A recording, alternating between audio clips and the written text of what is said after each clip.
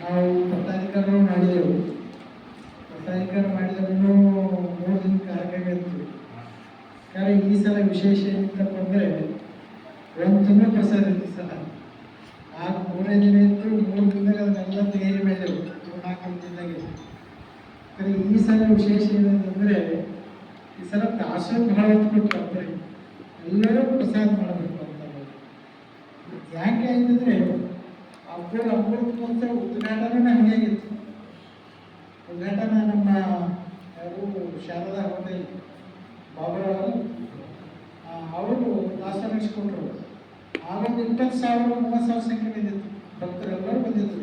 ಸುತ್ತೂರು ಜಗದ್ಗುರು ಸನ್ನಿಧಾನದಲ್ಲಿ ಅವರ ನೇತೃತ್ವದಲ್ಲೇ ಕಾರ್ಯಕ್ರಮವಾಯಿತು. ಆ ಉದ್ಘಾಟನಾ ಕಾರ್ಯಕ್ರಮ ಅಷ್ಟೇ ದೊಡ್ಡ ಕಾರ್ಯಕ್ರಮ ಆಯಿತು. ಅಷ್ಟೇ ಇಲ್ಲ, ಇಡೀ ನಮ್ಮ ವಿದ್ಯಾಪೀಠಕ್ಕೆ ಎಲ್ಲ ಮಕ್ಕಳಿಗೆ ದಾಸೋಹ ಮಾಡಿದ್ರು. ಎಲ್ಲ ಕಡೆ ನಮ್ಮ ಮಕ್ಕಳು ಎಷ್ಟು ಜನ ಅವತ್ತೆಲ್ಲ ಕಡೆ ದಾಸೋಹವನ್ನು ಪ್ರಾರಂಭ ಮಾಡಿದ್ರು. ಅದಾದ ಬಳಿಕ 6 ತಿಂಗಳು ನಿರಂತರ ಕಾರ್ಯಕ್ರಮವನ್ನು ಮಾಡಿದ್ದಾರೆ. ನಾವು ತಿಳ್ಕೊಳ್ಳೋದು ಕಾಲಕದವರು 1 ತಿಂಗಳು ಅಂದಿದ್ದೇವೆ. ಇಲ್ಲ, ನಿರಂತರ 6 ತಿಂಗಳ ಕಾರ್ಯಕ್ರಮ ಮಾಡಿದ್ದೇವೆ ನಾವು. ಅದು ನಿಂತರ ಗೊತ್ತಾಗೋದಿಲ್ಲ, ಮೆಸೇಜ್ ಬಿಟ್ಟಿಲ್ಲ.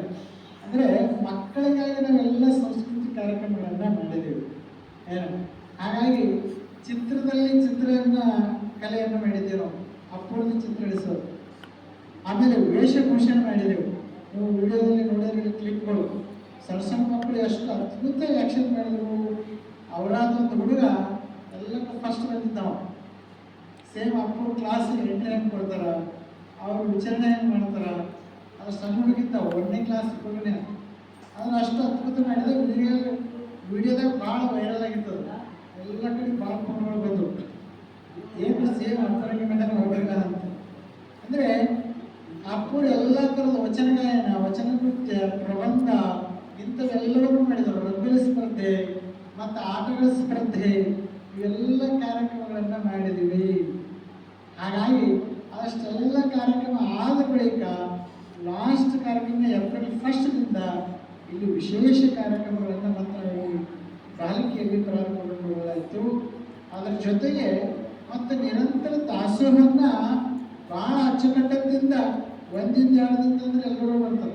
ಯಾರು 1 ತಿಂಗಳು ಏನು ಕೊಡ್ತಾರಲ್ಲ, 1 ತಿಂಗಳು ಫುಲ್ ಟೈಮ್ ಇದ್ದರು ಇವರು. ಒಟ್ಟು ಎಲ್ಲೇ ಹೋದರೂ ಸಂಜೆ ಬರೋಬ್ಬರಿ ಟೈಮಿಂಗ್ ಇರ್ತದೆ ಏನು. ಆಮೇಲೆ ಕಡಾಯಿ ಹುಗ್ಗಿ ಎಲ್ಲ ರೆಡಿನೇ ಇರ್ತಿದ್ರು ಅವರು. ಅದು ಎಷ್ಟು ಮಂದಿ ಬಂದರೂ ಅದಕ್ಕೆ ಎಲ್ಲಿ ಕಡಿಮೆ ಮಾಡೋದು ಮೇಡಮ್. ಯಾಕೆಂದರೆ ಬಾಲ್ಕಿ ದಾಸೋಹ ವಿಶೇಷ ಅಂತಂದರೆ ನಮ್ಮ ದಾಸೋಹ ಯಾರು ದಾಸೋಹದಾಗ ಸೇವೆ ಮಾಡೋರಿಗೆ ಬೆಟ್ಟ ಗೊತ್ತಿರ್ತದೆ. ನೀವು ಸ್ಟೇಜ್ ಕಡೆ ಗೊತ್ತಿರಲ್ಲ ನಮಗೆ.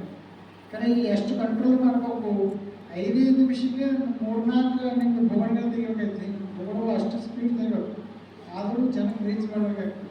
ಈ ಸಲ ದಾಸೋಹದಲ್ಲಿ ಭಾಳ ಅಚ್ಚುಕಟ್ಟಿತ್ತು. ಎಲ್ಲಿ ಯಾರಿಗೆ ಕೊರತೆ ಮಾಡೋದ್ರಿಂದ ತಿಳಿಸ್ತಾರೆ. ಯಾಕೆಂದರೆ ಸಂಖ್ಯೆ ಭಾಳ ಇರೋದ್ರಿಂದ ಈ ಸಲ